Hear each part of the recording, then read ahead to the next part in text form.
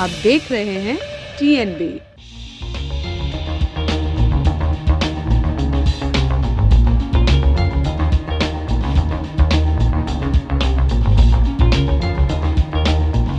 क्या दुनिया में एक बार फिर से विश्व युद्ध की शुरुआत होने वाली है?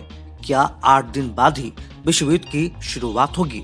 दरअसल यूक्रेन पर अमेरिका के एक बयान से खलबली मच गई है और अमेरिका ने आशंका जताई है कि 20 फरवरी से पहले रूस यूक्रेन पर बमबारी शुरू कर सकता है। इसके बाद सबके मन में सवाल यही उठ रहा है कि क्या 8 दिन बाद वाकई में विश्व युद्ध की शुरुआत होगी? इस बीच ब्लैक सी में रूस के 30 जहाज युद्धाभ्यास के लिए उतर गए हैं। तनाव बढ़ता देख अमेरिका, ऑस्ट्रेलिया और ब्रिटेन ने अपने नागरिकों को यूक्रेन छोड़ देने को कहा है।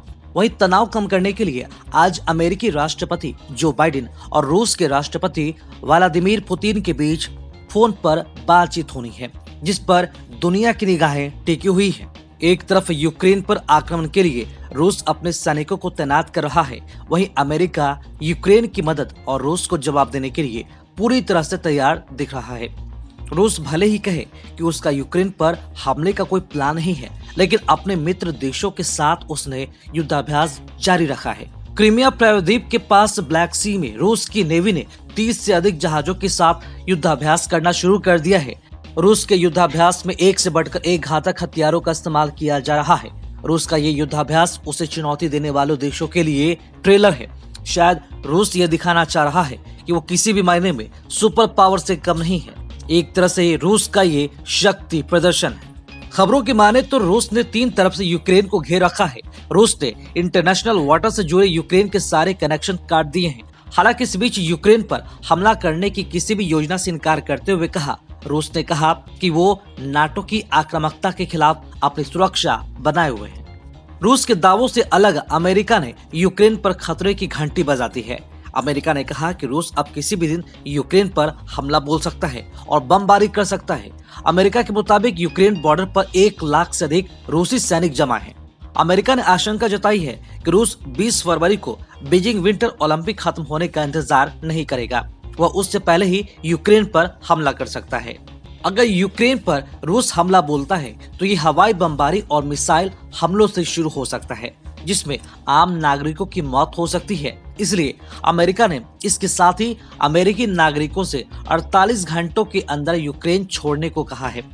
अमेरिका कीव ने अपने एम्बेसी को भी खाली करने की तैयारी कर रहा है। वहीं ब्रिटेन ने भी अपने नागरिकों को जल्द से जल्द यूक्रेन छोड़ने को कहा है। इस बीच ब्रिटेन ने साफ कर दिया कि यूक्रेन के मुद्दे पर वह रूस से सीधी लड़ाई में नहीं उतरेगा। ब्रिटिश रक्षा मंत्रालय के सशस्त्र बलों के मंत्री जेम्स हैप्पी ने कहा कि हम यूक्रेन में एक सक्रिय भूमिका नहीं निभाएंगे। हम पूरी तरह से नाटो की पूर्वी सीमाओं पर खड़े होकर यूरोपीय महाद्वीप पर गंभीर संकट के समय अपने सहयोगियों को आश्वस्त करेंगे कि उनके प्रति हमारा समर्थन अटूट है। ऑस्ट्रेलिया ने यह भी कहा है कि यूक्रेन की स्थिति तेजी से खतरनाक होती जा रही है। ऑस्ट्रेलिया के प्रधानमंत्री स्कॉट मॉरिसन ने अपने नागरिकों से जल्द देश छोड़ने को कहा है। स्कॉट मॉरिसन ने कहा, यूक्रेन में स्थिति बहुत गंभीर है। हमने यूक्रेन में रह रहे ऑस्ट्रेलियाई लोगों को सुरक्षा के लिहाज से अपने फैसले लेने के लिए चेतावनी देना शुरू कर दिया है। हमारा स्पष्ट संदेश है कि यूक्रेन में ऑस्ट्रेलियाई लोगों को देश से बाहर निकलने की कोशिश करनी चाहिए। अमेरिका में नाटो देश में तैनात किए गए सैनिक।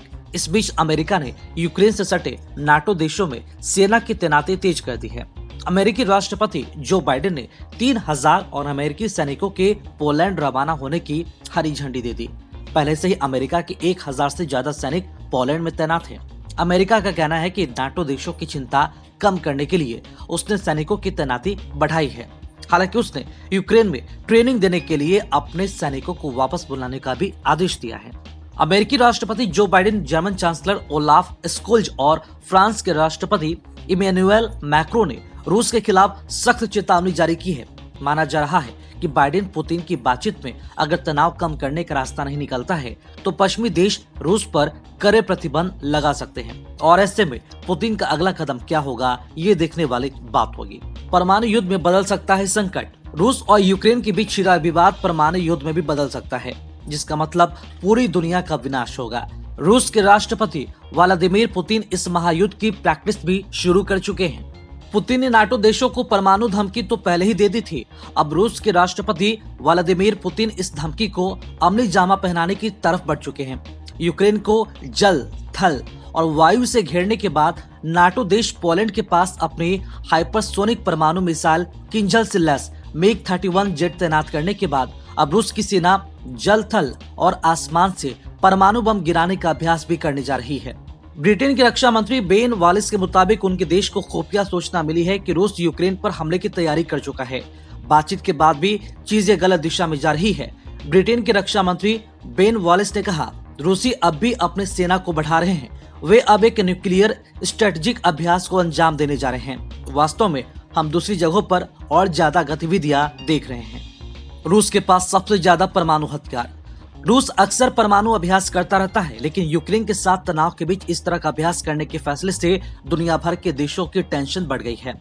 फिलहाल रूस के पास दुनिया में सबसे ज्यादा परमाणु हथियार मौजूद हैं। उन्हें दुनिया के किसी भी कोने में लॉन्च करने के लिए रूस के पास घातक मिसाइलें, फाइटर एयरक्राफ्ट और सबमरीन मौजूद हैं। ऐसे में अब सवाल उठ रहे हैं कि क्या वाकई में 8 दिन बाद दुनिया में विश्व युद्ध शुरू होने वाला है, और क्या बाकी देश इस विश्व युद्ध का साथ देंगे या फिर इसे शांत कराने में मदद करेंगे। खबरों में फिलहाल इतना ही। देश और दुनिया की ताज़ा अपडेट्स के लिए लॉग इन करें www.thenationalbulletin.in